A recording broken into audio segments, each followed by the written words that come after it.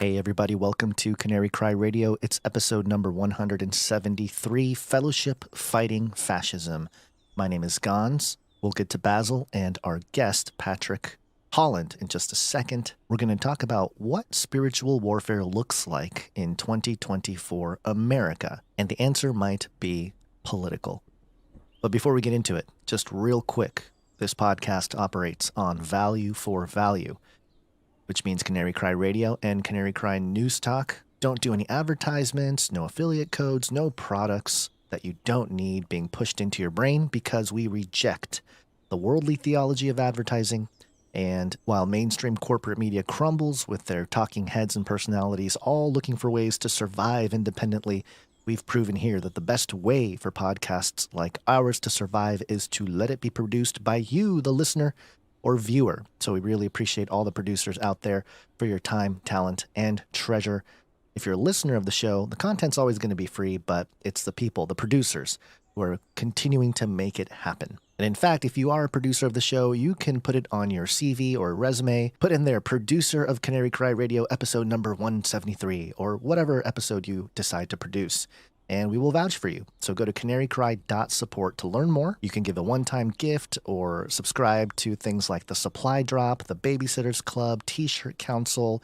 You can become a knight or a dame of the Canary Cry Roundtable for people who give $1,000 or more over time or all at once. And we just had our first Baron and Baroness.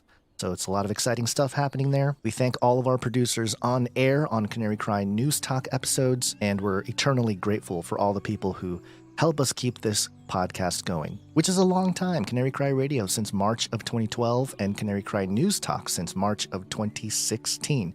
But enough about that. Let's dive into the conversation. The United States has descended into a post-constitutional feudalism. Our current fascistic system of public-private partnerships that allow corporations to fornicate with governments has eroded not only our society at large, but our very own communities. But there is a way to push back against this tide of tyranny, and it aligns with all the tenets of biblical spiritual warfare in the most literal sense. And if you need an example, look no further than our returning guest, Patrick Holland of the Missouri Freedom Initiative.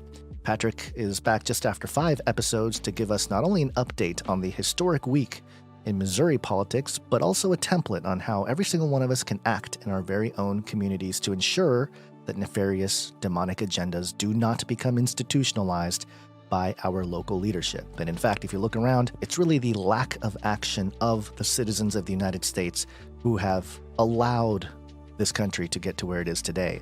I understand that there are greater powers at hand, but there are ways to push back, and it's important to talk about how to do that peacefully, properly, and biblically.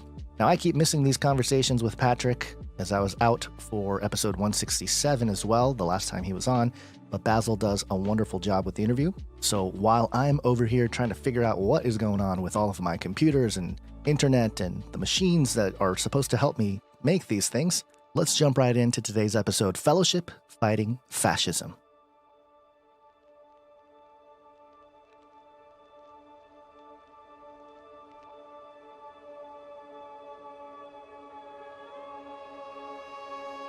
They are every bit as frustrated and disappointed and as angry as you are. Yeah. And my message to you, if you hear my voice, no matter what corner of the state you come from, I want you to know, you are not alone. There are patriots all over Missouri that are tired of the status quo or the swamp preventing this state from being the leader that we know we can be in these United States. Now we have 2 opposing rallies today. We have one of life that is affirming of God, His truths, and His ordaining of life. And we have those who wish to extinguish and wish to snuff life out.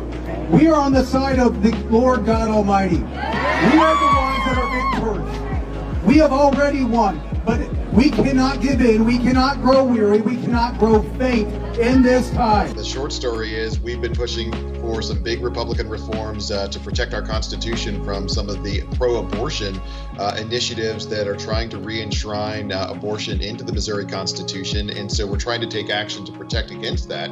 and our leadership really hasn't been on board. So we've been stalling other action in the Senate chamber, and it's made the leadership team pretty upset, pretty uncomfortable.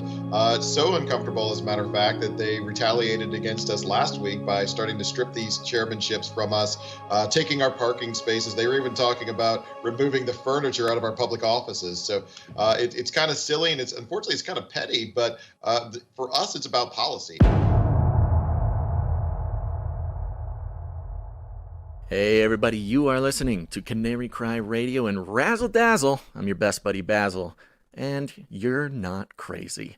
We got a great opportunity for all of us to learn, to connect with the most important type of politics in America, and that is local politics, whether it be your city, your county, your state, whatever it is. That is where the real change happens, and that is where, as we've learned before, we can have the most impact on our daily lives. Last time, this was about a month or two ago, we talked to Patrick Holland from the Missouri Freedom Initiative, who learned us a thing or two about what's going on in the world and at the grassroots movement, particular in Missouri, but what we can all do to exercise our political rights in America. And there's been some hullabaloo lately on all fronts in the United States, and I thought it'd be a wonderful opportunity to take up Patrick Holland's invitation to come on the show soon. And here we are. Look at this. No waiting years in between for repeat guests, folks. So I'd like to welcome once again Patrick Holland from the Missouri Freedom Initiative. How's it going, buddy? Hey, I'm doing great. Thank you so much for having me back, Baz. Baz, Yeah. do we know each other well enough I can call you Baz now? You can call me Bass. Yes, All we right, have cool. gone through the fires of We have. podcasting together, and that really is how you form sort of that male brotherly friendship that can take you to the end. So I'm happy to have you call me Baz, and I might call you Pat at some point. I don't know. That'll work. Okay, there we go. So, I'm kind of just going to jump right into some stuff going on, if you don't mind. And then you can take us away into whatever channel you think is the thing to do. So, first of all, I have it on good authority, not from the mainstream media so much, but from some grassroots rumblings that Missouri has had quite an exciting week as far as state politics goes. Are you able to tell us a little bit about that? I can. Okay. And thank you for mentioning that. I'm going to say one more time.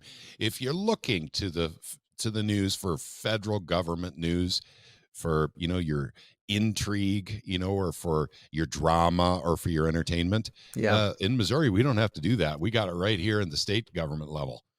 And we just there was it was called a protest, but it was not a protest. It was a rally that happened in the state of Missouri. And this was in our state capitol on the second floor in a place where you don't hold rallies, because the place that you would hold a rally was previously taken by another group.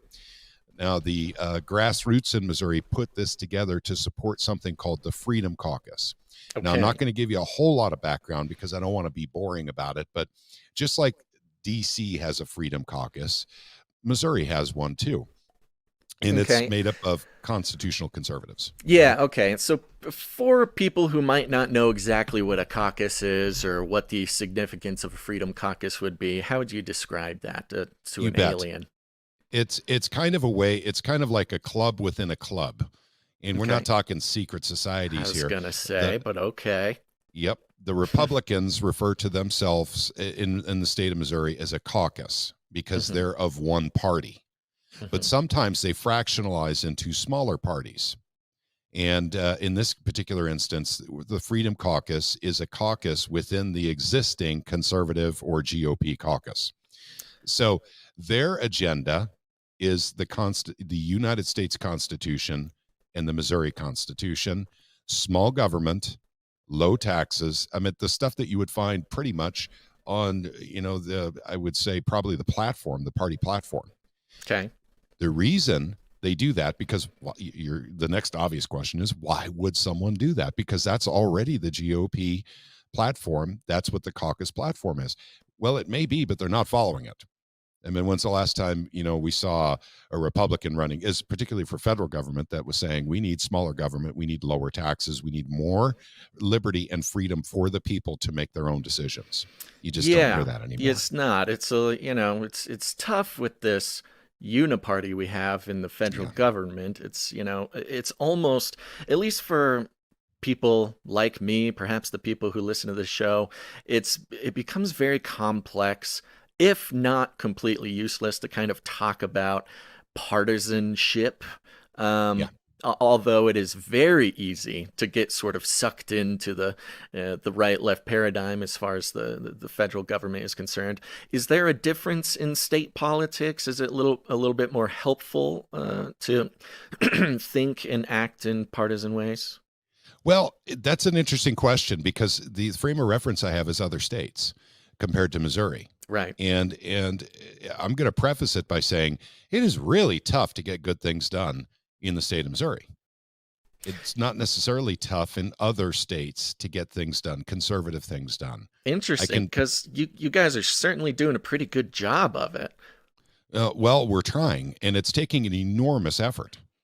The whole paradigm is based on, and we're talking about the right-left paradigm, because we're going to leave the uniparty, argument out for a second now, okay, and just talk about the paradigm that people believe in, right-left paradigm. It's all I got to do is make sure I vote for the R or vote for the D, and they will carry my interests. Right. It doesn't work this way, folks. It never has. Missouri is proof of this, but other states are too. The federal government is certainly proof of this, that you don't necessarily get conservative stuff out of ours.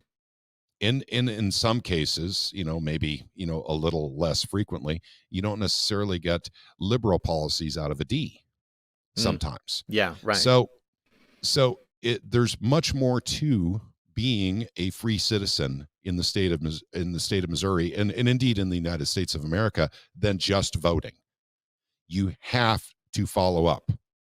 You have to keep their feet to the fire.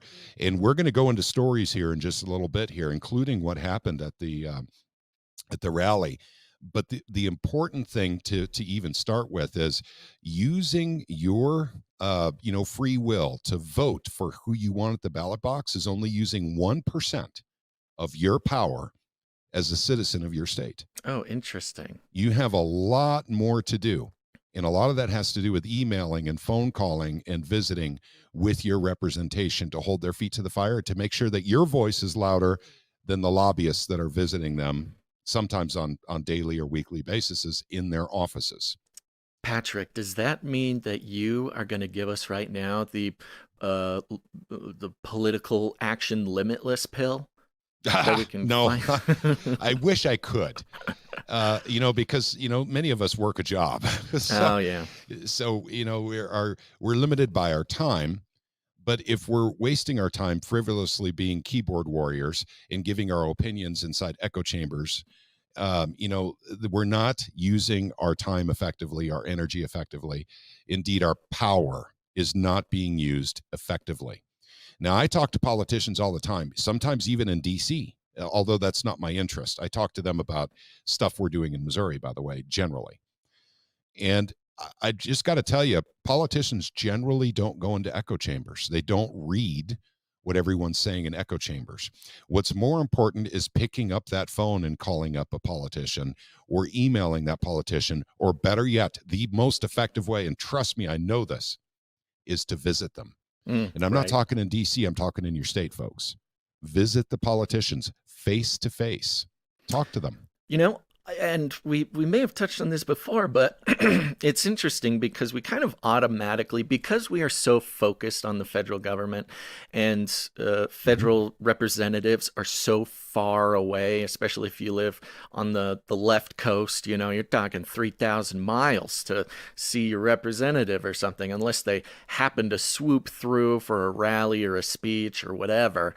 But so it's hard for us to sort of realize or picture or whatever the idea that we're supposed to have one-on-one human interaction with our representatives. That's why there are representatives. And it's funny because we should know that. That's a powerful idea in American politics that does not happen everywhere in the world.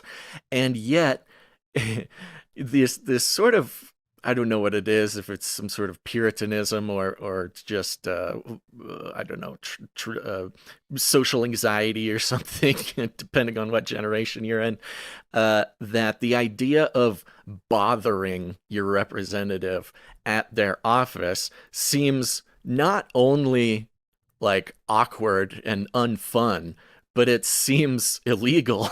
Like, the idea of just walking in and visiting your representative feels illegal to people, especially, for whatever reason. Now, of course, your representative, they're busy people, allegedly, and, allegedly. Yeah, right.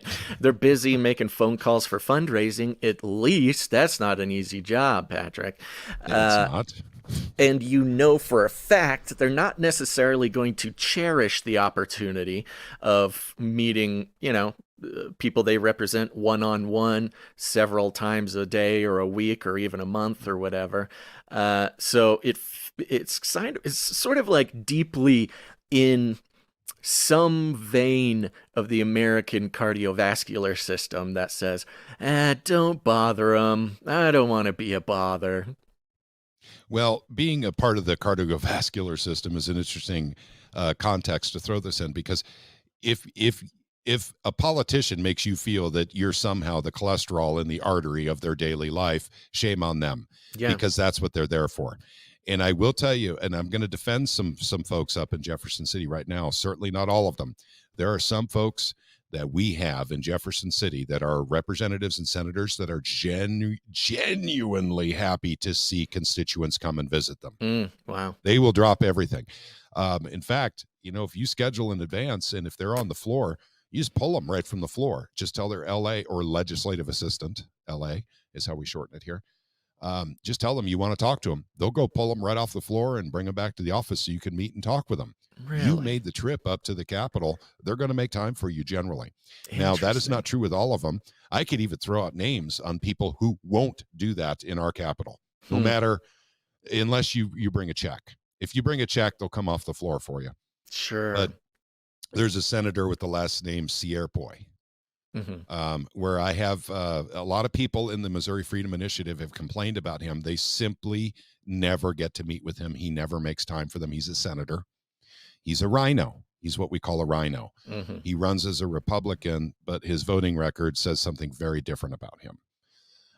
So I didn't throw that in there just to be divisive. I just want people to know that that's the kind of Republicans that I've seen up in Jefferson City that are not as happy or let's just say excited about making time for constituents that make that long journey or that trip to Jefferson City, wherever they come from in the state. Yeah, I mean, I guess that makes sense. If a representative has no interest in talking to the people they claim to represent, it's probably because they're not actually representing them.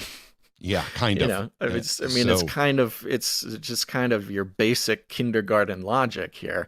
If he's supposed, or he or she is supposed to represent you, and yet they're not coming in contact with you, that they, at some deep level, have no interest in knowing what you think, because they have no interest in actually representing your ideas in the legislature. Yeah. And I was just up there Tuesday, literally 2 days ago. We're recording this on Thursday. But I was up there 2 days ago, and I went to go see my rep twice. But both times I went to see my rep, he was meeting with other people. So I just stuck my head in the door and waved at him. That's all I could do. I wasn't going to interrupt his meeting with other people. If he were in his office alone, I would be in his office chatting with him. Right. So that's just an example of why I didn't meet or have a sit down with my rep. However, I did with my senator. So had no problems actually meeting with my senator, Mike Moon. Great. So once again, this is on the fly, gang. I didn't call these people up and tell them I would be there and I wanted to meet with them. I just show up at the Capitol and then show up at their office. This is what I do. And you're right. The notion that there's this transient idea that this might not be apropos, this might not be legal, this might not be appropriate to just drop in on a representative and a senator in their office in the Capitol is insane. That's exactly what the Capitol is open for. So anyone can go to the Capitol, anyone, and go meet with their reps and senators unannounced at any time. So there's no issue with that, and that's in the state of Missouri. I assume it's the same in most states, and if not all. Yeah, I think the Capitol. Good thing to check. What's that? I'm sorry. Good thing for people to check at home before showing up. Sure. I don't think it would be illegal in those states, but I think in some states they may have a more formal setup where you want to call in advance or set up a meeting or something like that. When you're calling and you can't make it to the Capitol for whatever reason, like you work a job or you have an actual real life, but you're still participating in the system by wanting to talk to representation. Right. Oftentimes the phone calls are scheduled. So I would call up my rep and say, I definitely want to talk to you, Bob Titus. So please, set up something. And his LA will say on the phone, okay, how about 5:15 today? We got an opening at 5:15. He can give you a call. Ooh, same day. Pretty good. Yep. Okay. And so that kind of stuff is normal. So that's kind of the context of what's going on, the state of play in Missouri. But you had a rally recently. Did. Was it with or for the Freedom Caucus or against the Freedom Caucus? What was going on? It was actually in support of the Freedom Caucus. That's actually starting to really get loud about how difficult it is. And by the way, this is a bigger idea, big picture idea. If you ask a Freedom Caucus member, someone who has actually been elected to office, they probably give you a slightly different answer. My opinion is the Freedom Caucus is working really hard to get things across that take a lot of work, a lot of time, and sometimes extreme amount of pressure to get good things done in the state of Missouri.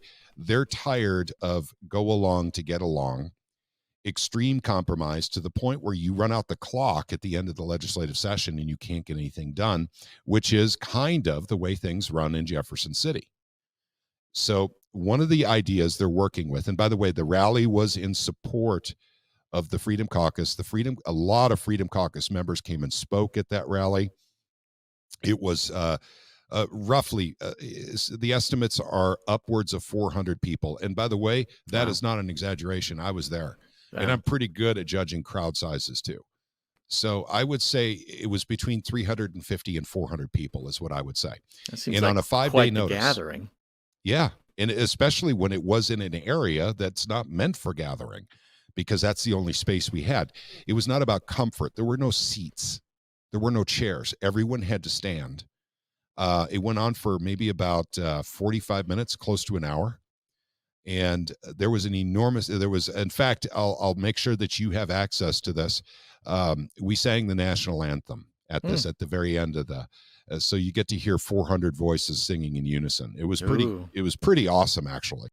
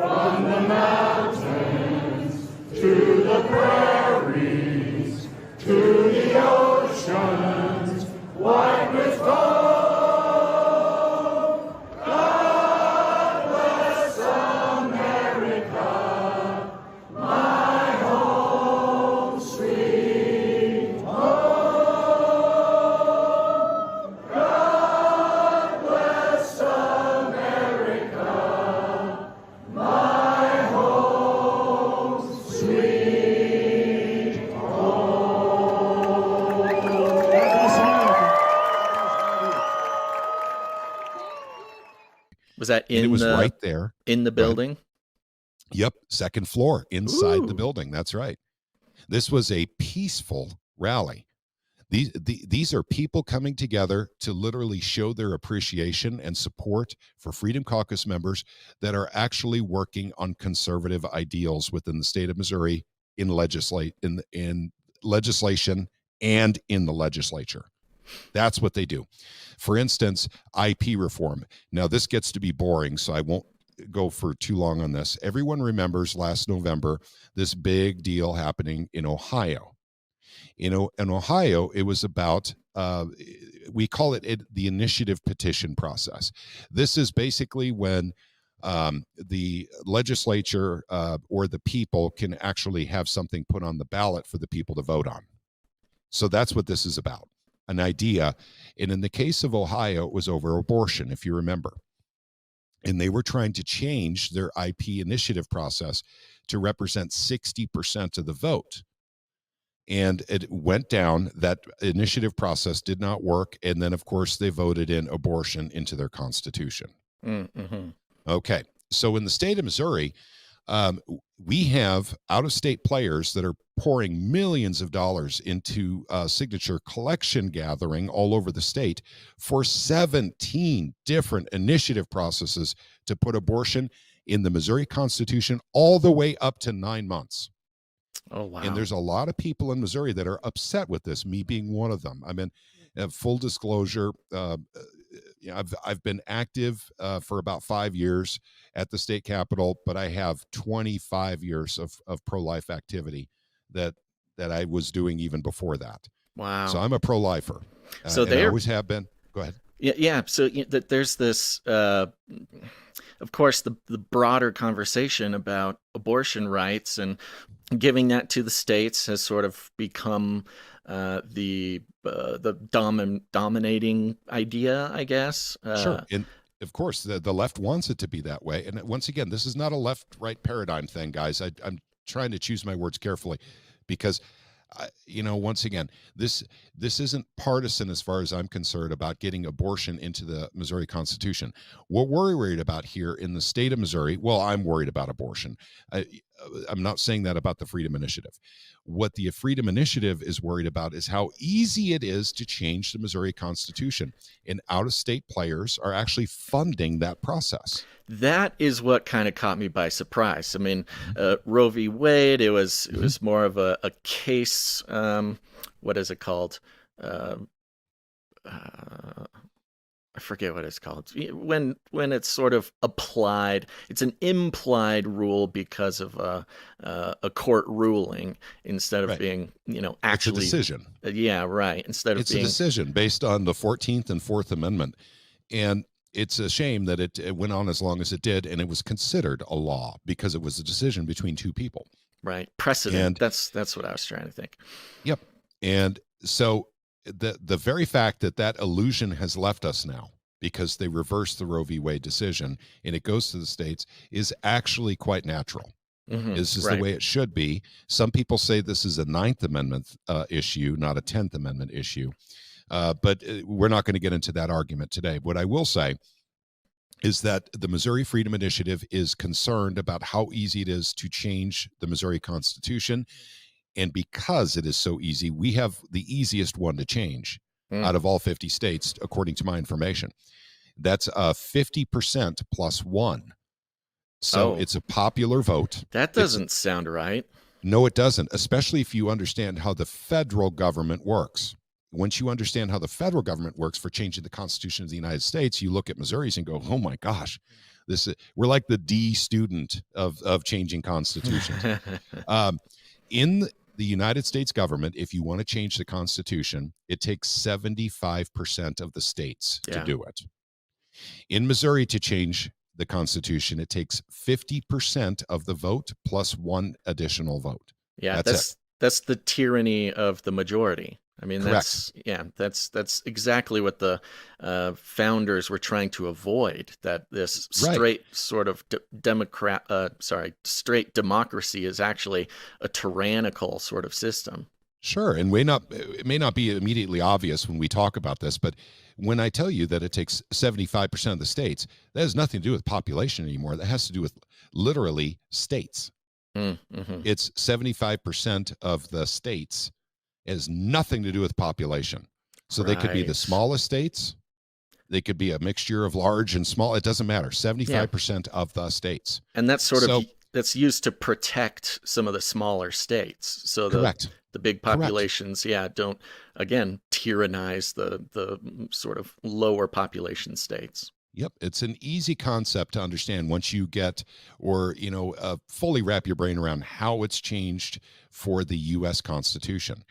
Now, what we suggest and what we propose is that it should be harder to change the Constitution, but still let people have their voices. So concurrent majority is what we're currently working on here in the state of Missouri. And Mike Moon's bill, in fact, I don't even want to bring up bill numbers anymore because 5 of them got put into one and I don't have it with me right now. But we're looking for House district concurrent majority, which is something Ohio didn't even try. Now, when I talked about the Freedom Caucus and the things they're doing and why we're supporting them is because concurrent majority is the best idea that's ever been put forth for IP reform in a state, yet it's not allowed on the floor. This is not a new idea. It's about 3 years old. And I even know the man who came up with the idea. And it's not allowed on the floor. And then we found out that a certain organization in the state of Missouri was paying money into political PACs to make sure that it didn't show up on the floor into leadership, political action committees. Sorry, can you define concurrent majority again? You bet. Concurrent majority is basically a system going by using land, just like 50 states, 75 states, So what we do with concurrent majority is we translate that into land as opposed to people. So you can do it in several different ways. One of the 2 ways that are leading right now for concurrent majority in the state of Missouri is House districts. That would be state House districts. The other one is congressional districts, and that would be federal representative districts. Okay. So those are the 2 ideas. House districts would definitely be more representative of the people of Missouri, but congressional districts is another viable option, and some people like that one too. We only have 8 of those districts in the state of Missouri. And we're talking about congressional districts where we have representatives representing us to the federal government. Got 8 it. of those. Okay. But House districts, we actually have like, 120 of those? Yeah, that sounds like the way to go. It does. Or at least a good because compromise.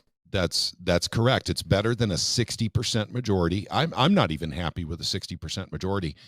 I don't think that's a way to go. Ohio really missed the boat by not, once again, concurrent majority. The idea existed for Ohio. They could have gone with that.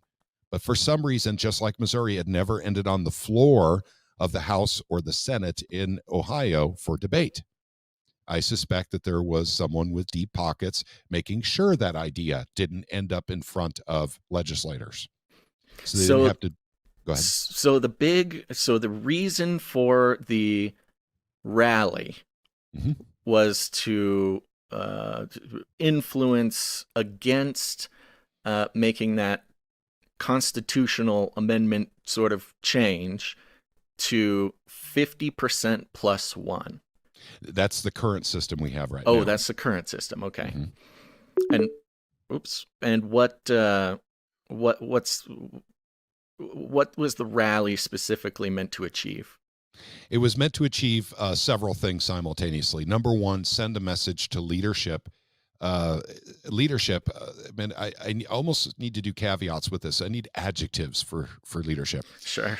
But leadership that are taking PAC money from corporations and leadership that are not listening to the people, leadership that can't make time for their constituents when they come to the Capitol to visit. I mean, there's lots of things I can go on about leadership. Rhinos, Sure, corporatists, those guys needed to be sent a message that the people of Missouri stand with the Freedom Caucus. The guys that are against all that stuff, against the lobbyists, piling in the PAC money, Got it. For favors, Yeah. within the political body, but also too, to let them know and that the initiative petition process is very important to the people of Missouri. Whereas, as opposed to literally throwing the bad ideas on the floor, throw the bad ideas on the floor. We'll take it. But throw the good ideas out too.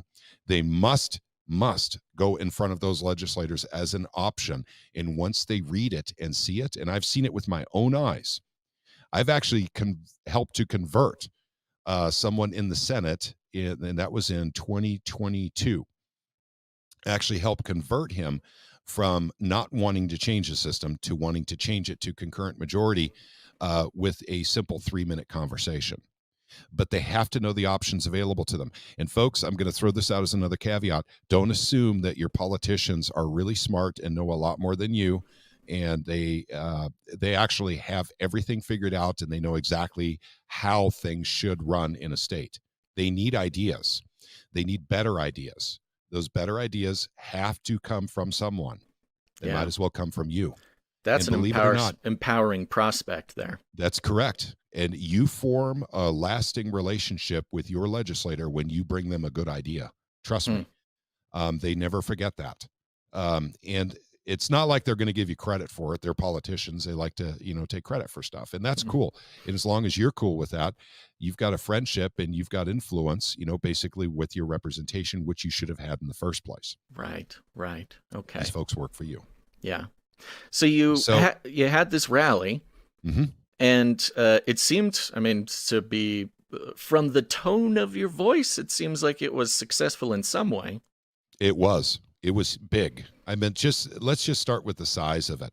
Not even the content, with the speakership. The speakers, once again, it was not a good place to hold a rally because we were out of options. It was on the fly. It was thrown together in 5 days with grassroots all over the state of Missouri, not just the Missouri Freedom Initiative. In fact, we had a very minor role in this rally, very minor. We participated in it, but we didn't help set it up. And so I'd like to give a shout out right now to Catherine Dreyer with Rogue Politics for actually starting the ball rolling on this. Another grassroots organization in the state of Missouri doing great work. Great. Yeah. And also, if you don't mind, I want to give one more shout out while I just thought about it. Yeah, go for it. Aaron Moffat called your show and wanted to say hello to me. And this was when you guys had your call in Friday. And she and I had interviewed her some 5 or 6 years ago through the Truth, Money, and Freedom podcast. And I have yet to connect with her again. And if we keep giving messages back and forth, through Canary Cry, I'm good with it. But Aaron, it was really great to hear your voice again and to hear that you're still very strong into the silver and gold community. And that's really cool that I'm reconnecting with people right through your show that I haven't seen or talked to in 6 years. Hey, Canary Cry, bringing people together, man. Yep, you betcha. I love it. So yes, the size of it was impressive. The sound of it, the sheer volume of it was impressive. And once again, this was not a protest. This was a rally. But it wasn't a conducive place to hold it. So therefore, the audio quality was not really good, because we weren't in the rotunda. We weren't in an area that was set up for this kind of thing. We were stuck in mezzanines on the second floor, in a very inconvenient location, no seats. And yet people came and they were enthusiastic and excited. And they got to listen to tremendous speakers. If you've ever heard Bill Eigel and actually speak, he's pretty good. He's very good at this, but so are the others. Bill Eigel is often seen as the star of the show because, he's big in the caucus. He is not the chairman. He doesn't even hold an office position in the caucus, but he's running for governor and he's a favorite, with the grassroots. Okay. So what else did they accomplish in this? Well, they had cards to fill out, and I'll make sure that you get this as well so you can show it here. 300 cards, because that's all they had printed out. We didn't expect this many people to show up, actually. Wow. So we had 300 cards complaining about leadership taking away. And by the way, now we're getting into the crux of the matter. Why is the Freedom Caucus making so much noise right now, right? Why is the Freedom Caucus in the state of Missouri suddenly headline news? And I can provide you stories like this as well, because this did make the news. This is because leadership took away committee positions from caucus members in the Senate. And in fact, they didn't stop by taking away their committee chairmanships and committee chairs. They took away their parking spaces in the Capitol. Oh, and then no. they're even, and once again, they're talking about it, apparently, taking away their furniture. What? In their From state their offices? Mm-hmm. No, okay, so this sounds like Now we're somebody's getting into going the to drama. war. Yeah, what's It is. going on? Okay, so the next question is probably, why did leadership do this to the Freedom Caucus members? And that's an excellent question. The reason is because they were talking on the floor, which is their job. That's what we hire them to do. But they're doing it in a special way called a filibuster. Ah, And this filibuster is over the initiative petition process. Remember, I told you how concurrent majority, that option for initiative, and by the way, there's a zillion different kinds of changing the initiative process. right. Concurrent majority is the newest, best way to do it, that still everyone still gets their voice. And we'll go into more details of that later without boring people, hopefully. So that is never allowed on the floor. Well, that's what they were filibustering over, was getting those on the floor, because for 3 years in a row, we've not had them on the floor. Those ideas are left to die in committee, while the bad ideas for initiative process are always put on the floor as the only option, right? Right. So at any rate, plus also, I think it's the grassroots way of letting folks like the Missouri, oh my goodness, what are they? The ones throwing all that PAC money around, $200,000 of PAC money around. Missouri Realtors Association, that is trying to keep this idea off the floor as well. This is pure fascism. Yeah. But we recognize it. And the rogue politics gals are really good at looking into PAC money and how that affects decisions in the Missouri legislature, in our General Assembly. What they do on the floor is often directly related to how much money is flowing into their PAC and from whom. And so we're trying to break that process, that cycle of of money literally determining the politics of the state of Missouri, because it's just not good for the people. Yeah. It's just not good. Like you said, it's fascism. And that's something a lot of people sort of don't, I don't know, it just doesn't come to mind when they hear fascism. They think, Trump or Hitler or Biden or whatever.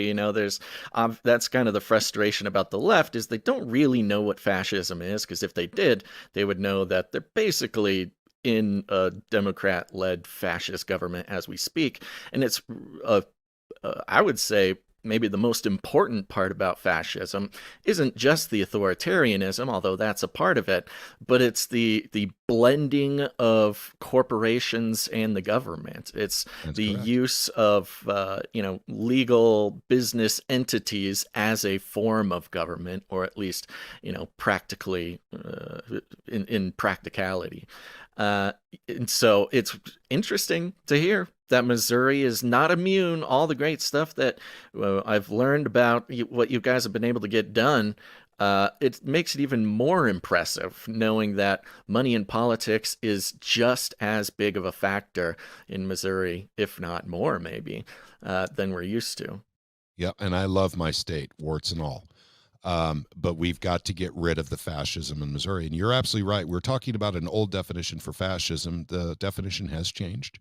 Of course. But if you go back to the 1960s. Much like lots of definitions have Correct. changed over the past few years. Yep. So the word fascism and the word gay transitioned into different, I use the word transition. Did you catch that? Ooh. Transitioned into different definitions roughly at the same time period in the 1960s.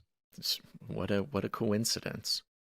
Yep. So you're correct. The original definition of fascism was the unholy blending, as you said it, of business or corporations with government for their own personal benefit against the will and the benefit of the people. Right. That's the original terminology. And by the way, Mussolini was supposedly the father of fascism. Yeah. But he preferred it to be called corporatism. Yeah. So in an interview, he actually said that, Mussolini. Yeah. So corporatism is another word for it, mercantilism, crony capitalism. But fascism, if you look at Webster's dictionary today, basically says totalitarianism. Yeah, Orange Man bad. Yep, that's right. Yeah. So yeah, and I think it's interesting because as a point I've been making recently on the show, and just to help understand sort of the spirit of some things going on in regards to the Middle East, and specifically the Red Sea and the merchant ships, being threatened by missiles, and so the United States taking action finally about something, whether it's right or wrong. You wonder, okay, there's been so many opportunities they could have used for some sort of military action, and yet it is protecting the merchant ships. And what a lot of people tend to sort of forget, or maybe it's just not apparent in the media that they are listening to, that a huge portion, a very core part of the spirit of the American government is specifically protecting merchant ships. The Barbary Wars, like our whole country was really founded on the idea that we can protect merchant ships. We can protect economies, specifically our own, but maybe those of our friends as well, or the globe as a whole. And so the idea that, hey, if somebody's attacking merchant ships around the world, especially if it's affecting American economy or our friends, that pierces the very core of the spirit of our government. I mean, the U.S. Marine Corps was created specifically to protect merchant ships.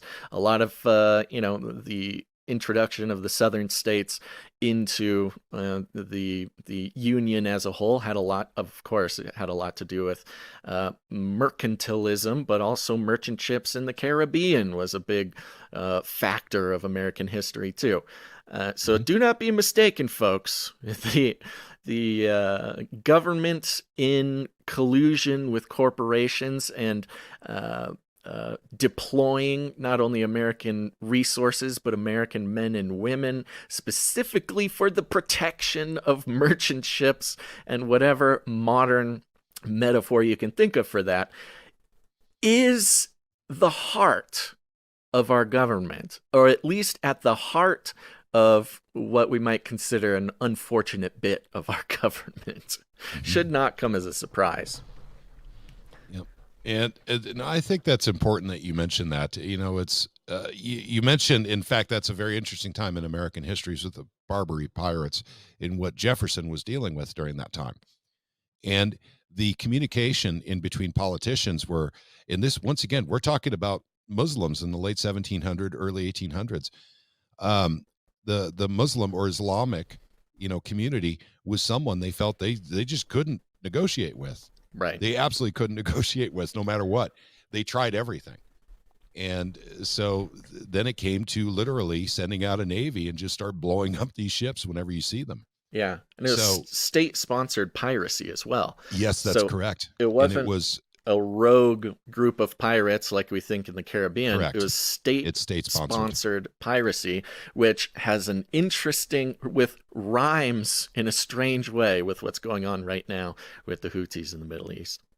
Sure. And, the whole idea of state sponsoring, the random killing of people is anathema to us here in the United States, except if you truly understand many aspects of what we do with our military. Right. And I don't want to go down that road right now, but the military should be protecting and defending the United States of America.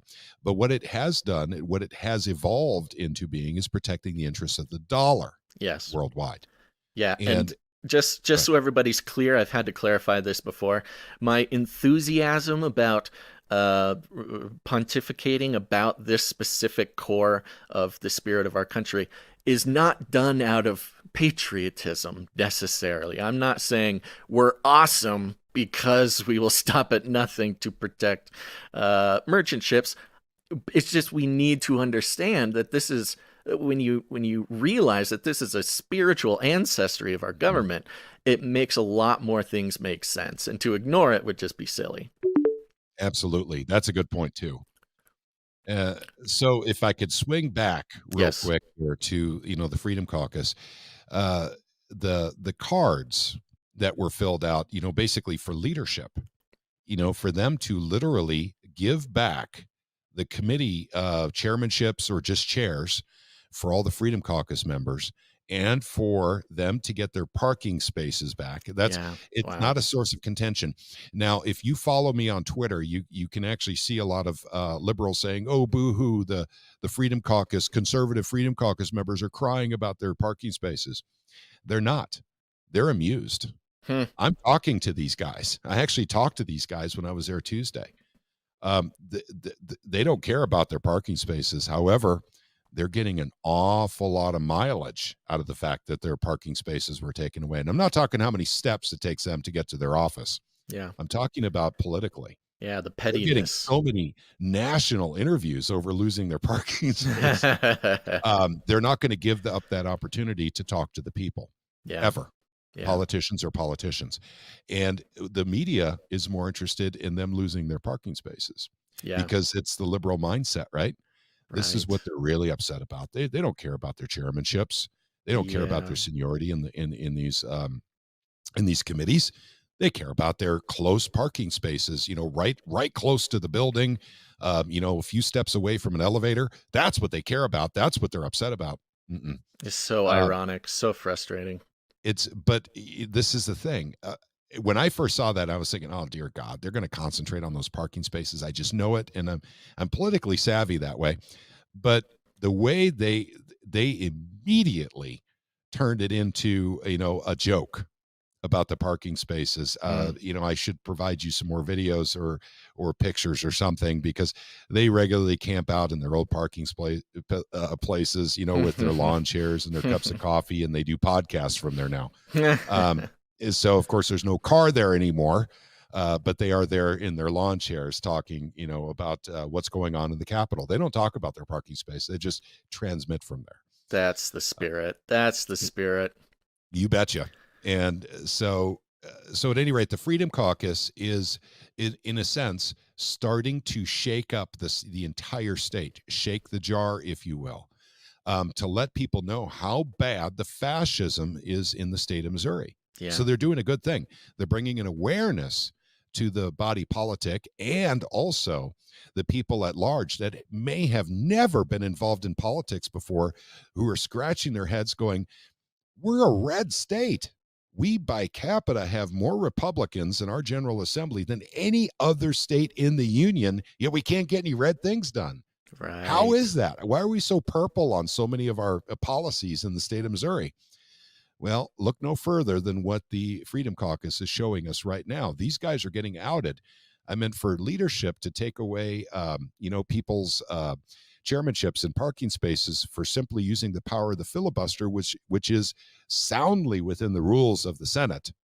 They did not break any rules at all. None. Right. They didn't try to negotiate with them. They're just like, "We're just tired of hearing you guys talk, so we're going to take away your committees.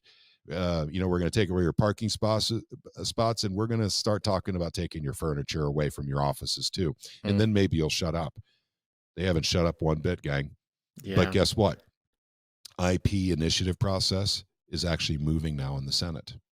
There we go. It's working. That's how it works. Concurrent majority is moving onto the floor next week. For the first time in 3 years, we'll actually be able to hear concurrent majority, a better solution to an age-old problem that for 3 years leadership wouldn't allow on the floor, to actually represent the people. So good things are happening. So that's kind of what the rally was all about. Plus also these guys are filibustering, and of course they're getting a lot of negative stuff. They're getting a lot of attacks, basically from naysayers, from liberals, from the rhinos, and the corporatists are all going after them. So it was time for the people in Missouri that are constitutional conservatives, Christian conservatives, to come forward and show support for people who are actually representing their interests. So impressive that you have so many people in your state who will show up at the drop of a hat like that. You've got some very involved populace, and I think that's very impressive.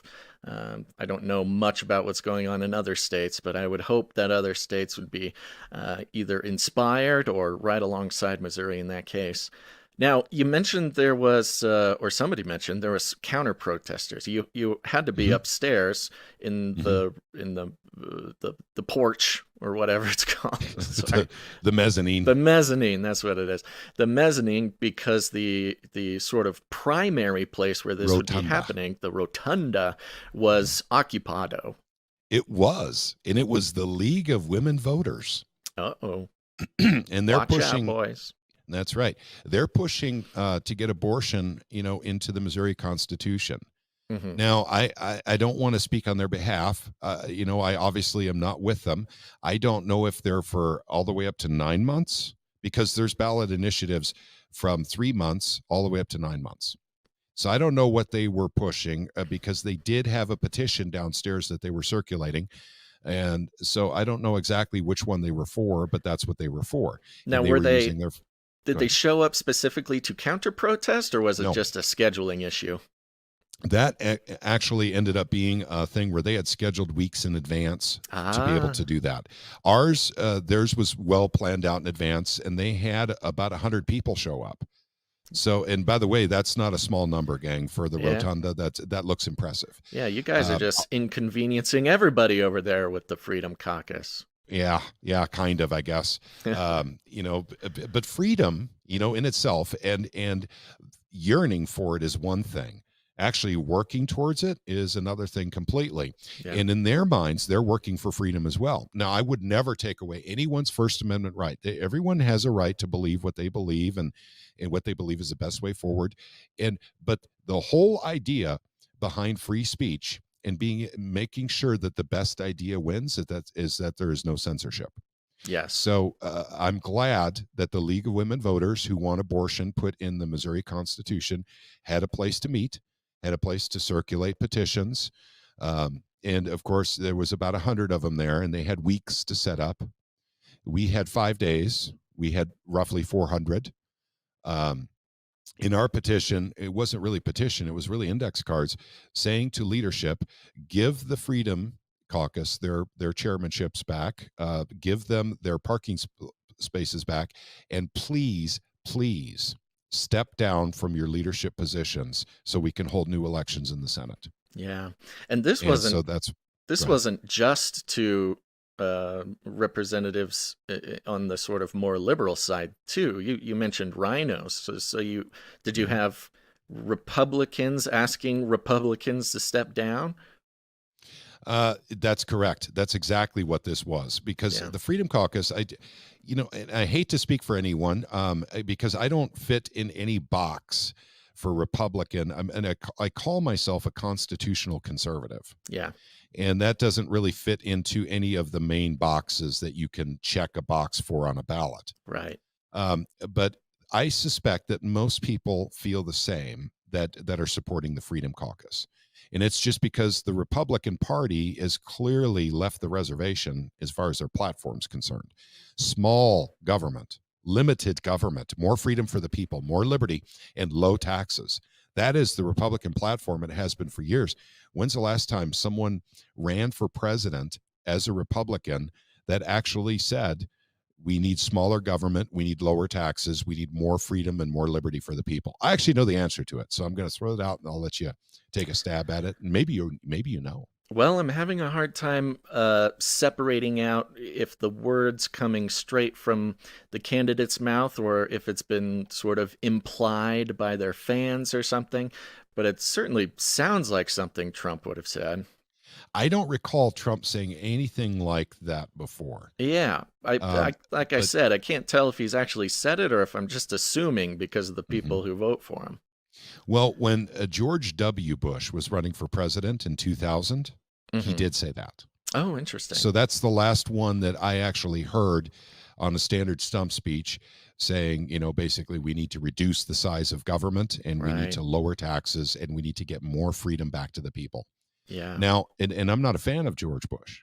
I'm just letting you know that that's the last time I heard someone running for president on the Republican side actually say that. Yeah. It's been a while since it's come out the mouth of a candidate. Yeah. And that's indicative of what we see happening oftentimes in state elections as well.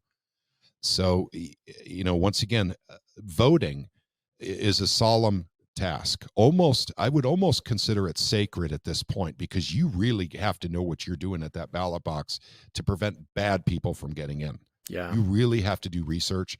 You have to take it personally and make sure that you don't check just an R or a D or an L for libertarian or I for independent. I mean, investigate these people and find out what they're all about. Find out if they're calling for smaller government and lower taxes. And by the way, that doesn't even mean they'll keep a campaign promise. I'm just saying, the words that they use, particularly if they've never held office before and you don't have a vote history to judge them by, that's all you got is their words they're using when they're campaigning. Who's got the time, Pat? Yep. I know who's got the time. I know. But also too, we'll kick ourselves wishing we had make the time when people do realize, and unfortunately, I don't know if I said this on your show before. I know a lot of people get upset when I say this, but the United States is right now transitioning into a form of communism. It's called feudalism. Now, Yes. when I do public speaking, and I do a lot of public speaking, by the way, I resist the temptation to start educating people on all the isms. Yeah. Because it's confusing and there's a lot of them. So I generally say we're going into communism, because feudalism is a form of communism. Right. And that's exactly what's happening in the United States of America right now. And we'll get into more details on this. And you and I have a mutual friend who's been looking into how state resources are starting to show up on, legislation in states. And we're talking about water, minerals, and things of that nature in order to set up the framework for a new world order. And it's happening from your state, not from your federal government. Now, and this is another thing I say, this is part of my stump, speech when I go talk publicly to a Republican Central Committee, or anyone else for that matter, is it's extremely, extremely important that people take these matters seriously, because the federal government has less of an impact on you than you can imagine. It's your state government and local government that has the biggest impact on you. And you need to take this very seriously, because things are happening in our states right now that are taking us closer to Klaus Schwab than most of us would normally be comfortable with. Yeah. And we don't know it because we're not reading state legislation, or we're not hooked up with people who are reading state legislation. Yeah, and it almost has to happen that way.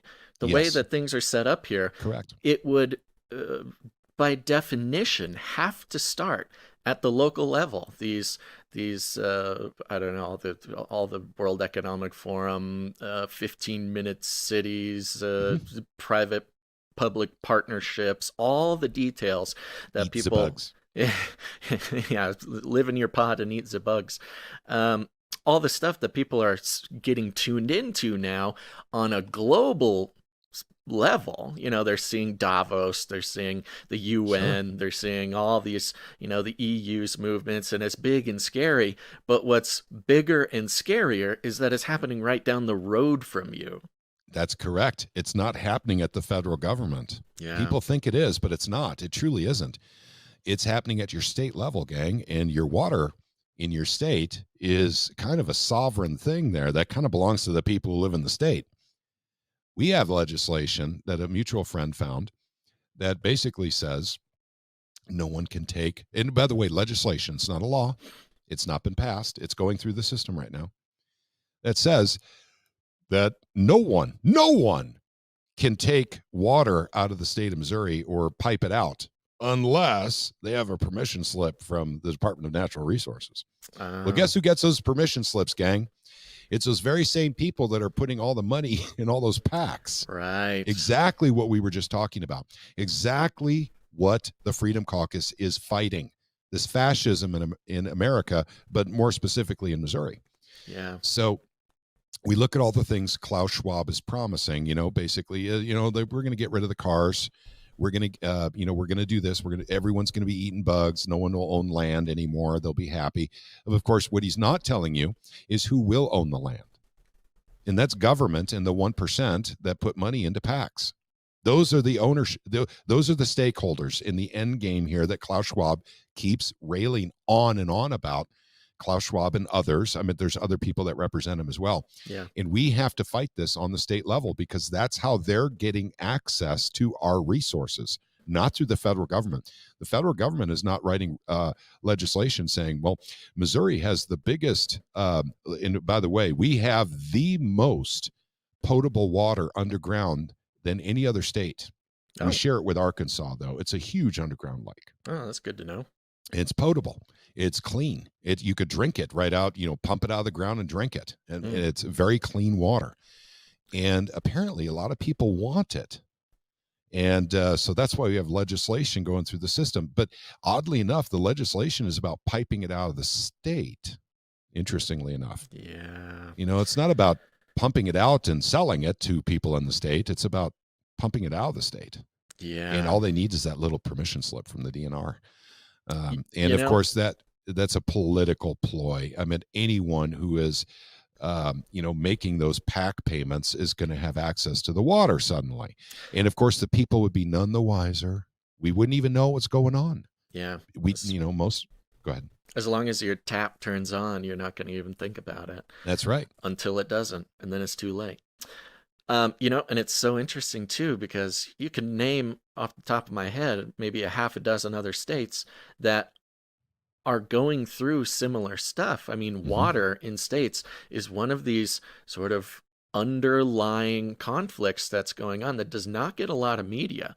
But there is a very good chance, folks, that wherever you are in the U.S., that there is a push to make these small, incremental, seemingly, benign changes to the rules about the water beneath your feet. And I mean, again, you don't have to be Sherlock Holmes. You can just read it and say, oh, wow, that seems like it could have some unintended consequences if somebody had the pull or the money to get their permission slip. It's happening all over the place. And, it's so inspiring. I'll go positive on this, Patrick. I'm staying optimistic. It's inspiring to talk to you and in turn, share what you do and your information, your advice, your experiences with lots of people, because it's almost like a conversation ending thing to say, and it comes up with a lot of black-pilled people. It's like, oh yeah, the New World Government, WEF, but what do we do about it? I deal with that too. What do we do about it? I guess I'll just keep living my life, and there's nothing we can do. Just have more babies and, live a good life. And that is good. But part of live a good life is live a politically responsible life where you, dear listener, the individual, not a metaphorical listener who's listening, not, some sort of platonic ideal of a Canary Cry listener. The literal person who is hearing me right now can take steps in your local government, even if it's as easy as taking an afternoon and showing up at a representative's place. Of course, you want to team up and find more people who are doing this. I'm sure there's organizations in every state that would welcome your involvement, whether it's as simple as signing petitions or showing up at a rally and filling out a card. These are the real, literal, impactful things that everyone can do. Not just the people who, think that they've got some sort of destiny to be in politics. Being in politics is being a citizen, which should give everybody optimism about our ability to repel the sort of anti-liberty, anti-individualist, anti-American, anti-everything wave that is tumbling across the globe right now. And as an American, because we know this is happening all over the world, we know EU is having issues, UN, like everybody's buying in, but an American is very specifically in a place where they can make a difference. And if there's enough, not every country has that ability. Not everywhere in the world, all these places who are sort of falling like dominoes to the agenda, they don't always have the same rights, the same ability, the same doors to be able to walk through as an American citizen. So as an American citizen, getting involved and stepping in, putting your toe in the door, not just to your legislature's office, but also, to the globalist sort of idea of utopia, you can make a difference in a way that billions of other people cannot. Each and every American is in this empowered situation, and there's billions of others who could not do it in your stead. So it's your responsibility to get involved. Sure. And it's spiritual warfare, gang. And we know this. I know you guys talk about this a lot.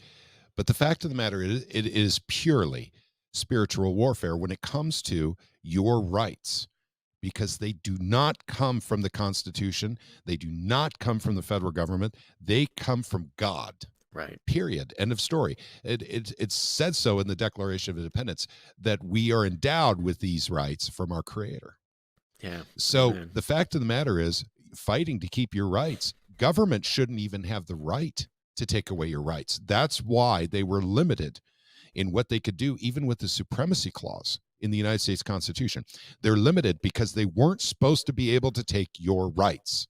Yeah. Not your Second Amendment right. Your right to, I'm sorry, it's not a Second Amendment right. It's just echoes what you have in the Declaration of Independence, the right to self-defense. Yeah, you right have to the right privacy. from God, and the government cannot infringe upon it. Correct. That's why the founders put that your rights came from God. Yeah. And by the way, the founding fathers didn't put it in there just to make a political statement. I mean, these guys, were looking at the way things happen in nature. Mhm. So you go out into nature and you see, for instance, a bear, attacking another animal. The other animal has some form of self-defense, Yeah. teeth, claws, something. Oh my gosh. They have a right to defend their existence, their life from that other threat. I just saw a jackrabbit fight off a coyote. It was the most valiant battle I've ever seen. It was incredible. A cute little That bunny does sound good. just ripping into this coyote. It was outrageous. So Yeah. I just had to share that on the show. No, that little a good point. And that's a great David and Goliath story, actually. But the fact of the matter is, we have to fight to keep these rights because government has become, unfortunately, postmodern, post-constitutional, and they think that it is within their purview in order to provide the general welfare. That that word is also changed. By the way, if you want to read the U.S. Constitution, you've got to get a 1750s dictionary. Because the meanings of the words in our Constitution, in the Declaration of Independence, many of them have changed. Welfare is a great example. I don't want to get into that today, though. But the fact is, you have to fight for your rights because government is taking them away, even though they are firmly restricted from doing so by the words in the U.S. Constitution, which they swear an oath to when they take office and are not following their oaths. Yeah. This is a spiritual warfare through and through, from beginning to finish. These rights come from God, and man is taking them away because he wants to replace God. Yeah. It's that simple, gang. They want control over your life. So we in Missouri are taking this very personally, and we're also taking it very seriously. We're not giving up our rights. The Second Amendment Preservation Act we talked about in the last video is a great example of that. And by the way, on February 16th, and we're just talking about 15 days from now, we have our day in court in the 8th Circuit.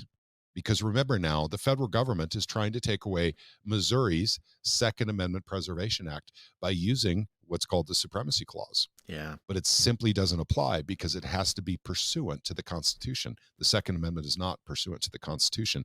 It has to do with the right, not a limitation of government. Yeah. I'm sorry, I don't want to get too technical. No. I'm a constitutional nerd, by the way. I'm an aspiring constitutional nerd. Hey, awesome. Yeah, if only Gons were here. I feel like we could all go bowling on a Sunday and have a meaningful conversation during the game about the Constitution. I think we should put it on the calendar.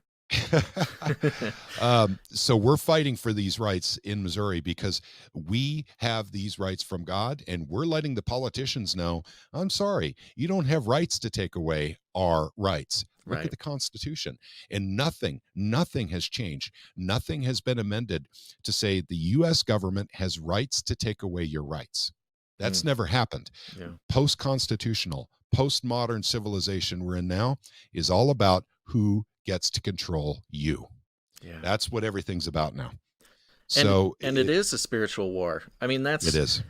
And anybody listening right now, whether you're a believer, whether you're not, you can take it both ways. I don't care in this case. You can call it a metaphorical spiritual war. You can call it a literal spiritual war.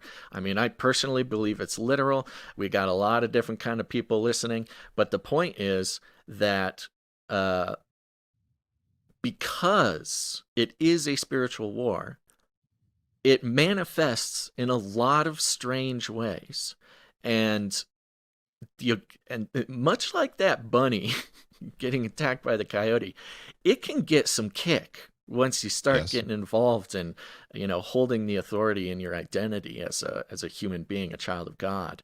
And it's not out of the realm, of course, that the evil side of that spiritual war will do anything it possibly can to put you down, or at least to convince you to stop fighting. And I'm curious, Patrick, because we recently watched the Take Back Our Borders trucker convoy. And the first day of the convoy, we got all these mainstream outlets talking about, all this convoy, they're so paranoid about the feds. They think it's a J6 trap. They think it's, they're all paranoid and turning on each other.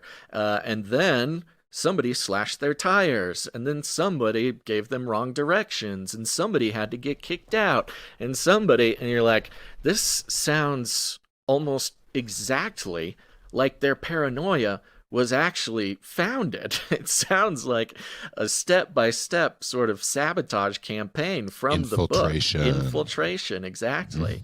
And of course, we all know that the media and the powers that be are just itching for reasons to, do horrible things to people's lives just for being involved, just for talking about it, just for posting about it. And so, as far as that concept of infiltration and, having a target on your back, God forbid, is that how do you relay that to the people in the Freedom Initiative? Is that a concern? It is. Yeah. It is. I've had two, and I'm not going to talk about specifics, but two people that in the past, and this was a while back, this wasn't recent, that really were trying to muscle their way in, and it comes into money, and I need to talk about that part too. Yeah.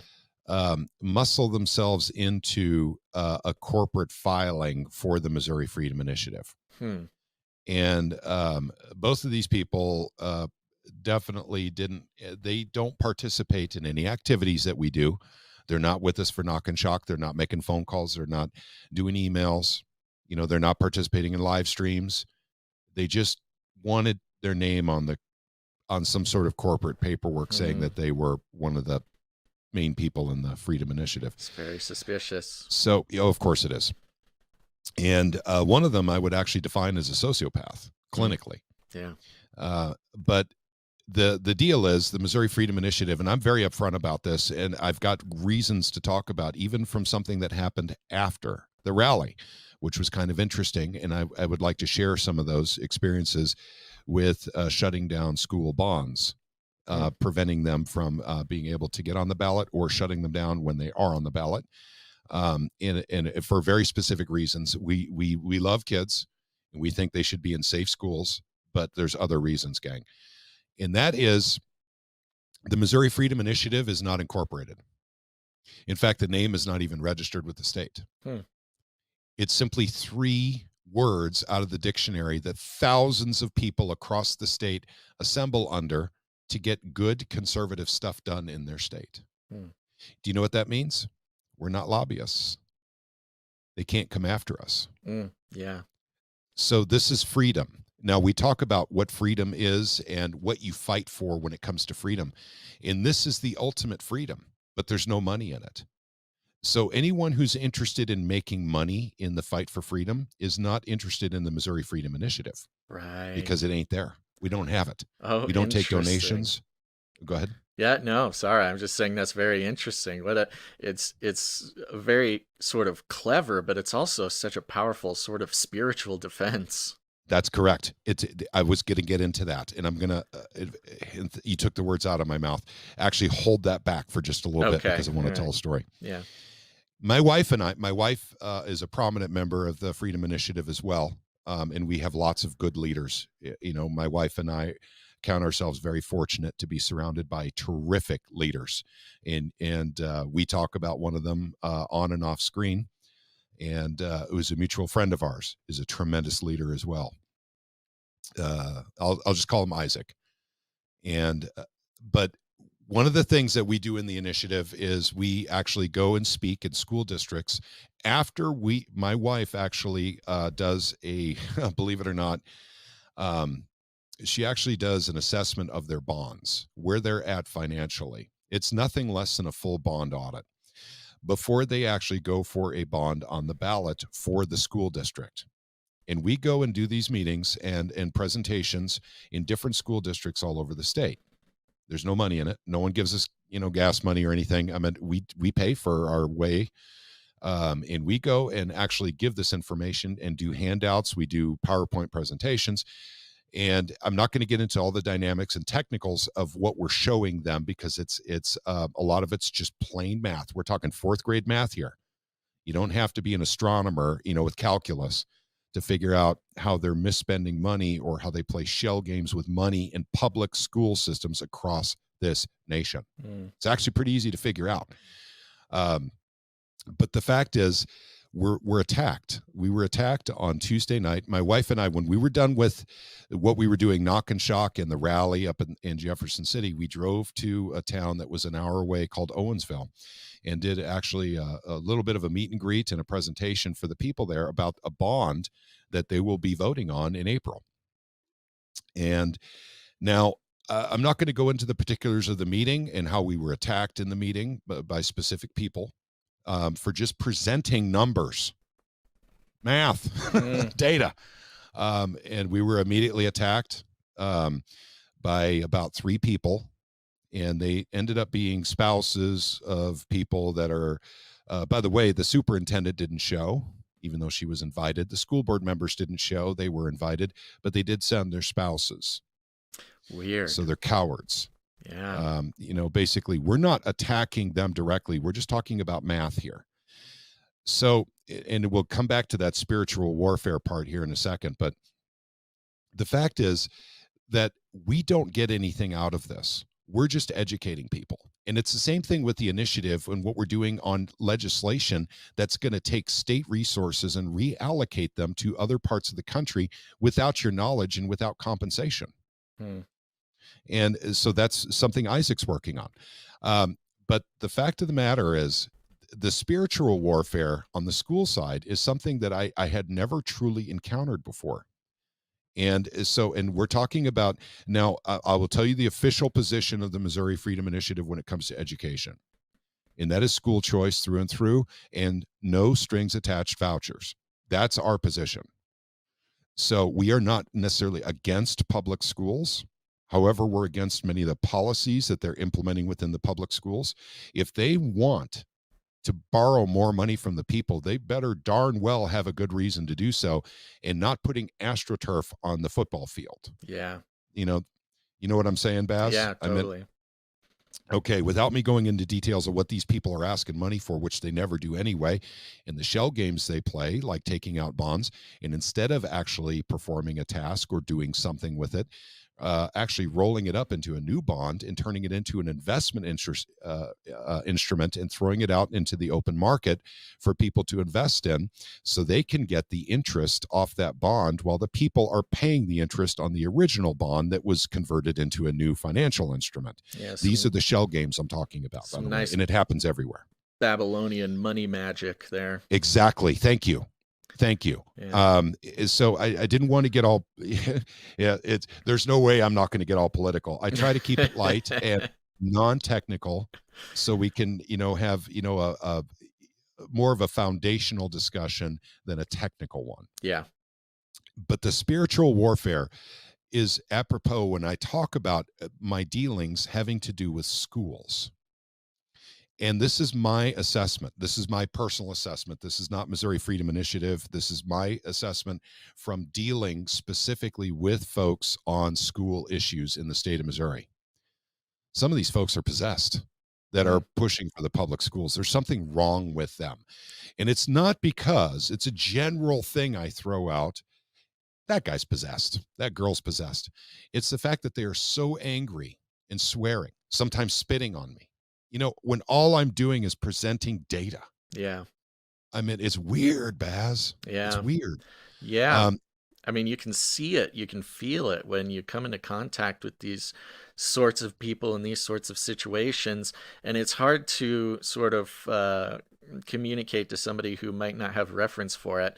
But it's as simple as, sort of in your soul that the person in front of you is not the person driving the truck at the moment.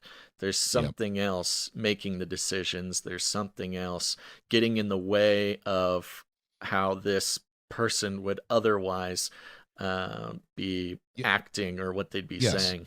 And there's two things in this argument that are really front and center with school choice. And by the way, I'm not going to turn this into a school choice video. Okay. Number one, control of the children. Number two, money. Yeah.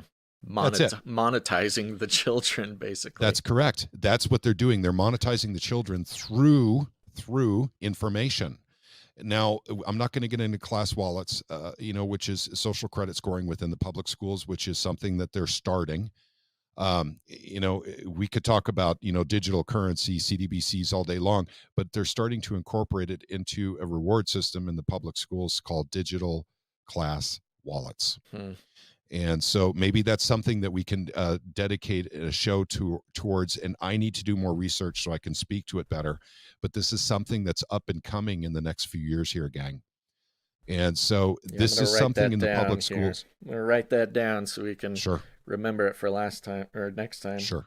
Absolutely. And I think Gons would be a great person to have in that conversation as well. Totally. Because he probably already knows all this stuff anyway. But the fact of the matter is, information is the currency of the future for people in power. It is not dollars. It is not CDBCs. It's not even silver and gold. It's information. Information is actually the best form of currency too, because there's no taxes on it.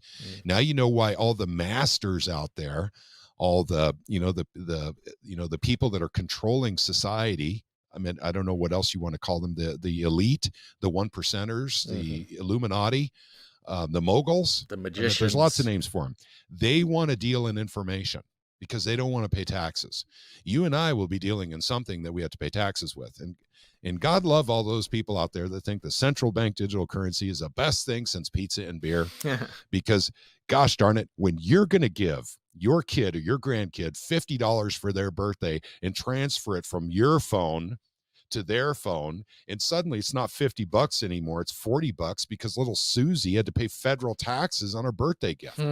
I mean, it's about taxation, control, and knowing what you do with your money. Yeah, that's what the central bank digital currency is about. Having the ability to have anonymous transactions is something very, very, very important that's being left out of the conversation here. And you know why? Because the moguls aren't worried about it. They're going to be dealing in information. They're not going to be dealing with digital currency or CDBCs. They're not going to subject themselves to that level of tyranny. I mean, honest to God, gang, when people are paid off, politicians are paid off. It's generally not in dollars. Yeah, there's PAC money that goes in, but there's other ways of rewarding these politicians. Right. And information is a very big way of doing that. So I'm sorry. I feel like I got on a soapbox and No. actually took a tangent. But I wanted to talk about the school thing that we're dealing with here. And by the way, we've been very successful in shutting down school bonds in the past. We don't talk about it much because it's mainly just my wife and I. It's not the whole initiative. It's something my wife and I have taken on as a special project to go and speak all around the state and help to shut down these school bonds when they are unnecessary. Mm-hmm. Now, we have never gone and literally tore or reamed a school apart because they needed a new school building for the children. We have never done that ever. And I promise you, God is my witness, that is the truth. But when they don't want a school building and they want anything but a school building, you can bet my wife and I are there reaming them. We're tearing them a new one. We're actually showing the math on what they're doing with their numbers. But there are, believe it or not, I think we found 2 responsible school districts so far in the state of Missouri out of 550. That's great. And it's Yep. so interesting too, because you talk about the currency of information. Mhm. In the currency of information wise, a lot of these people, a lot of them, not all of them, a lot of them are broke as far as information's concerned. Mhm. They're just sort of undereducated and what's the word? Over socialized. Sure. And underinformed. They're going with the going because that's the way the going's going. And when somebody is able to give them something that they could not give themselves, which is the information about the mistake that they're making. If they were able to figure it out themselves, they would. But if they haven't, they are unable to enrich themselves in that way.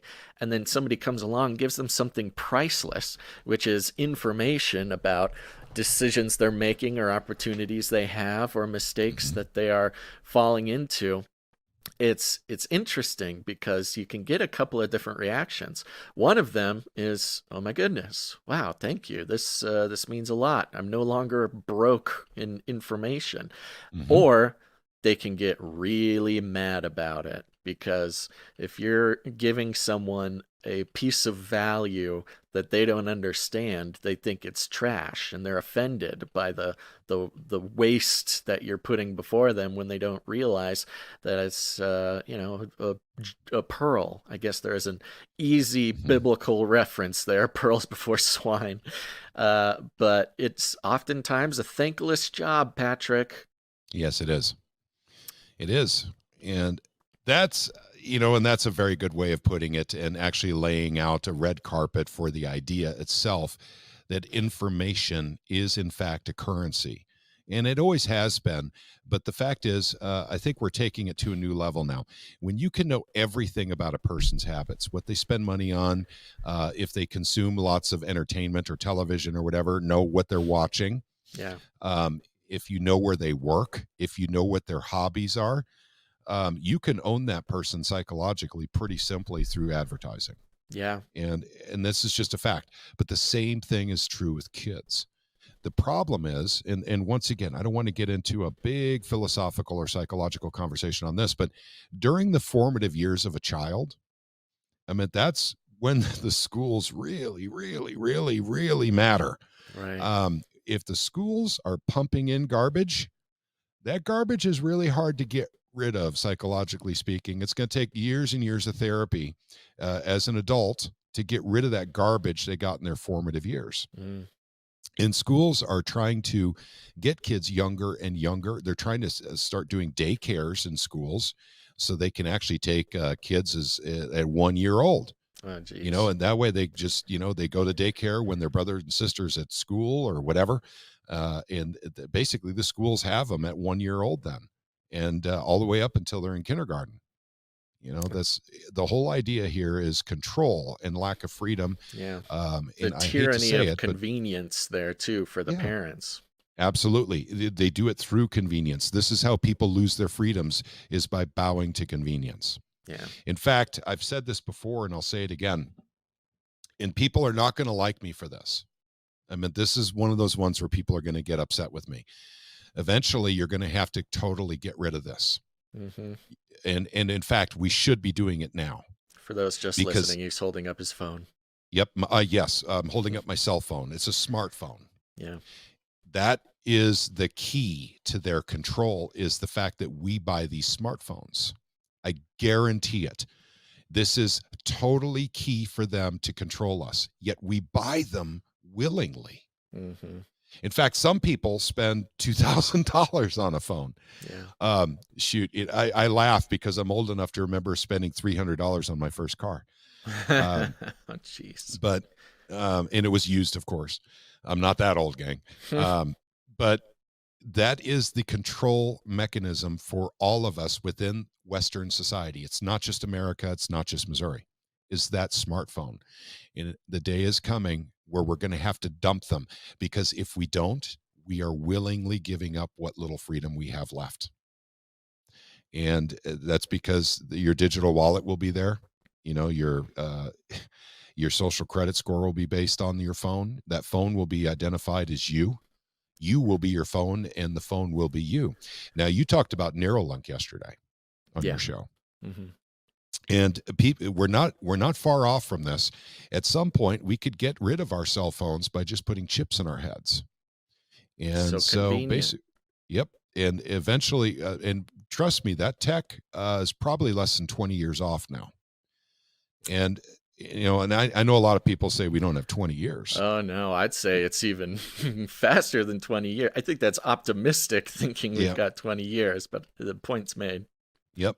So, in other words, like the Missouri Freedom Initiative, we sacrifice as individuals to support freedom in the state of Missouri because we are not getting paid. But equally, we're all going to have to sacrifice these cell phones at some point in time if we want to keep our freedoms. I could feel people's shoulders clenching up at the very idea. I know. And by the way, that cell phone, I could actually give it up at any time and go to a clam phone. The only thing that I really like is speech to text, but I understand they're doing that on the clam, or the standard clam phones now. They're getting pretty fancy.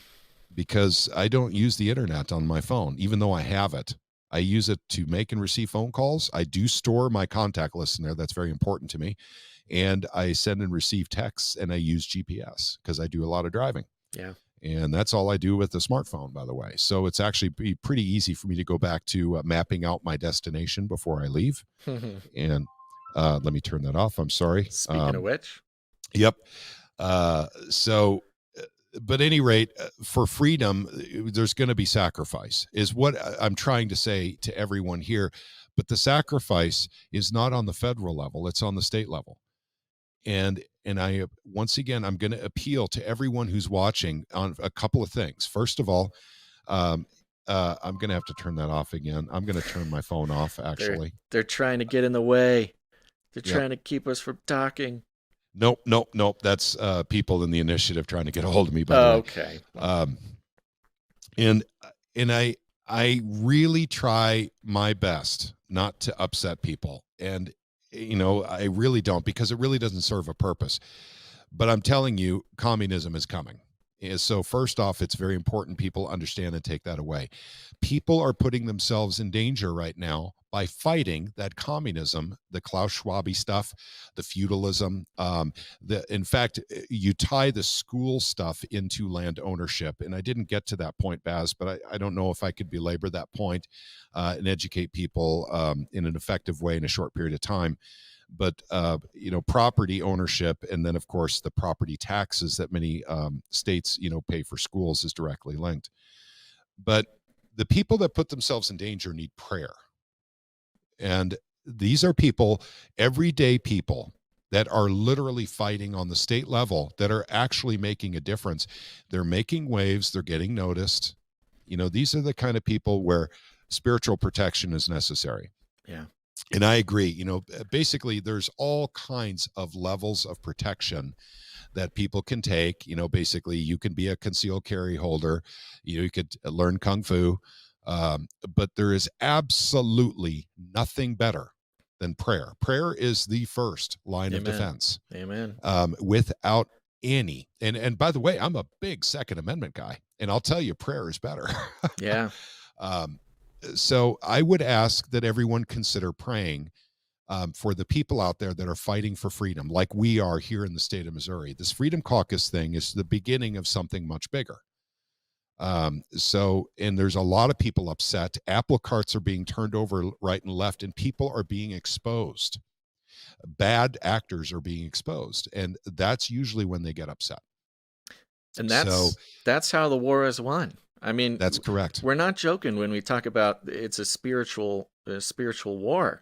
I mean, we've seen recently people getting all hyped up about civil war and violence, and taking taking back the border. There's been in a violent way the Second Amendment route into protecting our rights and things like that. And I think that's kind of part of this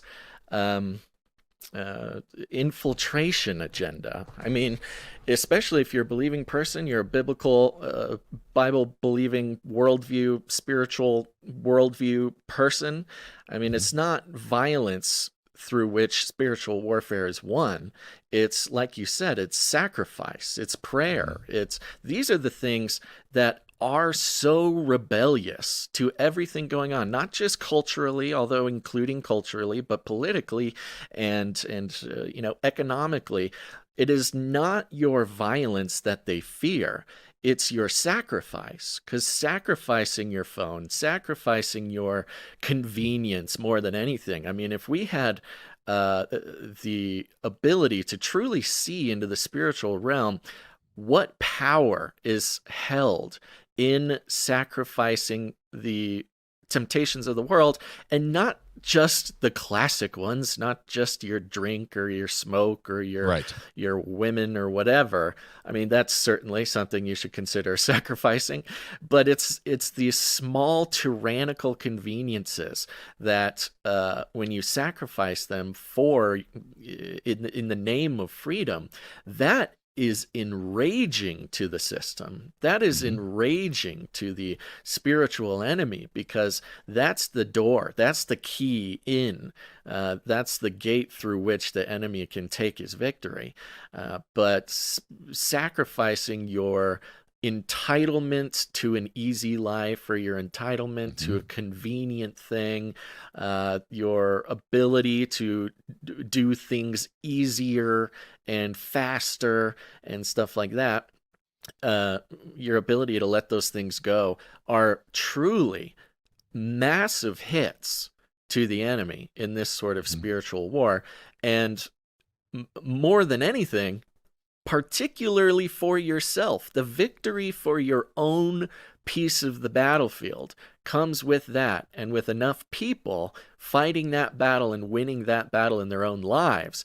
That's when you start seeing massive change. And again, you see these victories sort of in a spiritual realm happening in ways that your violence could never ever accomplish. Your violence is what they want. Their violence is what gives them permission to be violent back, and to take more rights. And it's their sort of impetus to ramp up their when first you had to consent to giving up your freedoms.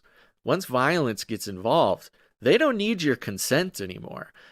Your violence is consent to being taken by the enemy.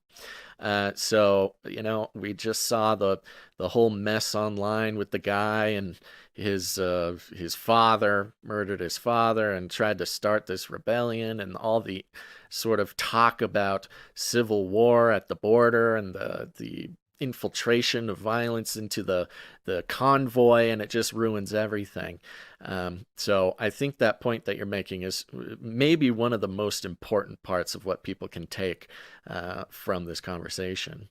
Sure. And I appreciate that a great deal, being able to just talk about that on that level. And once again, if you watch our live streams, I generally don't get this psychological or philosophical. I really don't. But the fact is, it's coming to that point now, because we're starting to make a difference. We're making a dent in, basically the establishment now.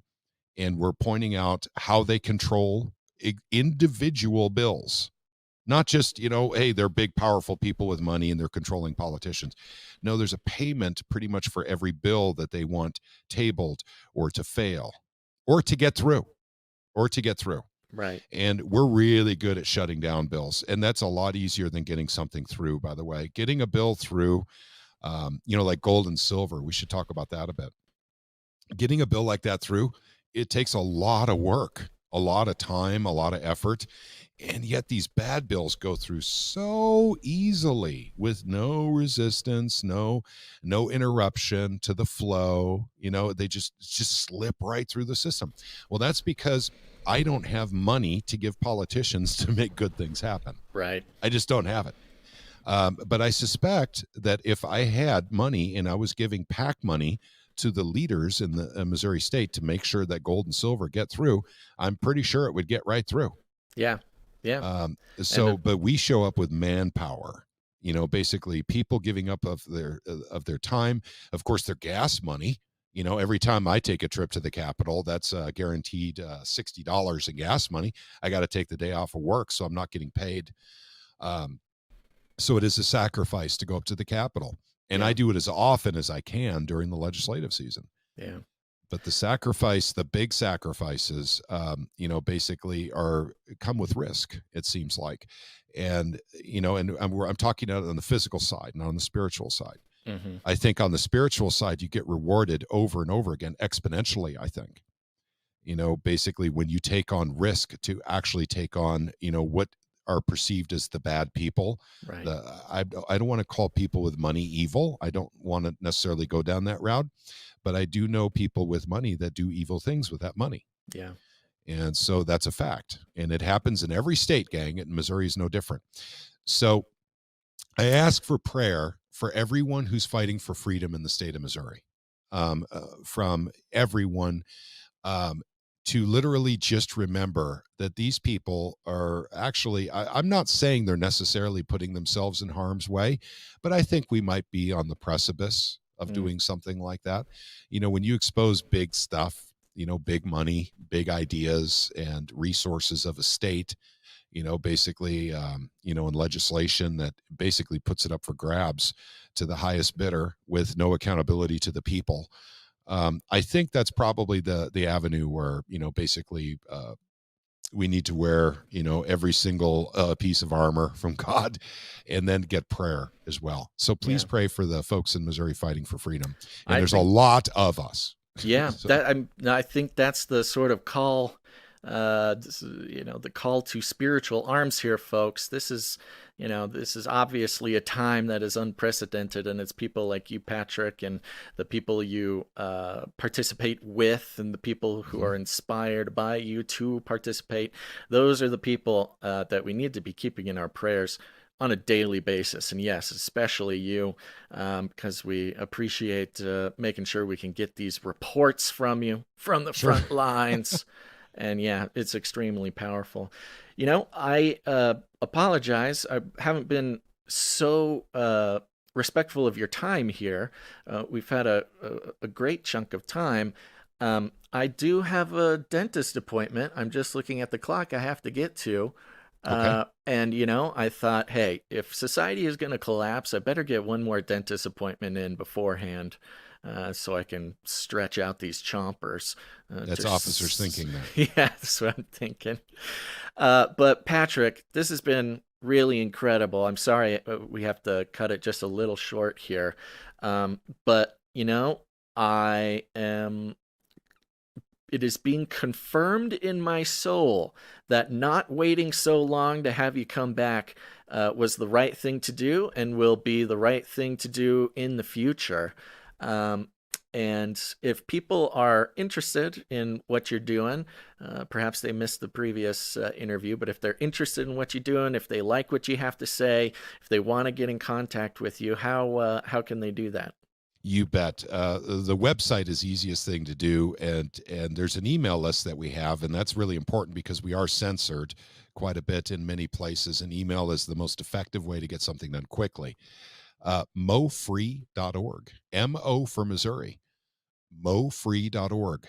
Just go right there to our website and then basically get on the email list. But we also try to update the website as much as possible. But I know that the big issue we talked about in the last one was the silver and gold bill that Missouri Freedom Initiative is supporting in trying to get through the system this year in 2024.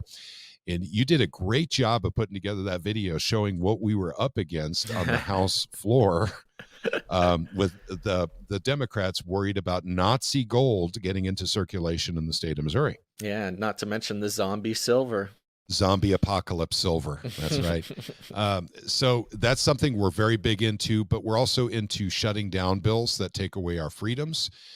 We do have a lot of people looking through legislation in the state of Missouri. There's over 300 or 3,000 pieces of legislation, I believe, this year. So it takes a lot of time and effort, for people to do it. But there's a lot of people doing it, which helps out a great deal. I can't say enough for the grassroots in the state of Missouri, not just the Missouri Freedom Initiative. We are one of many wonderful grassroots organizations in the state of Missouri working hard to make sure that Missouri does not become Illinois. And if that's something that interests you and you live in a different state, I would strongly consider fighting for freedom in your state as well. Because if you don't, you will become Illinois. It's guaranteed. All you have to do is do nothing. In California, Illinois, New York, these things happen, folks. And that's because people were not good stewards of their politicians. That's how that happens.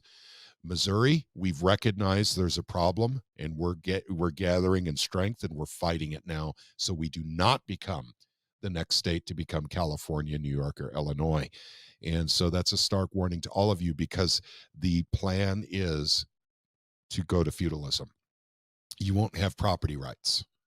And so that's essentially where they're going. And that must be fought on the state level, because federal government can't do anything about property, real estate, inside of a state.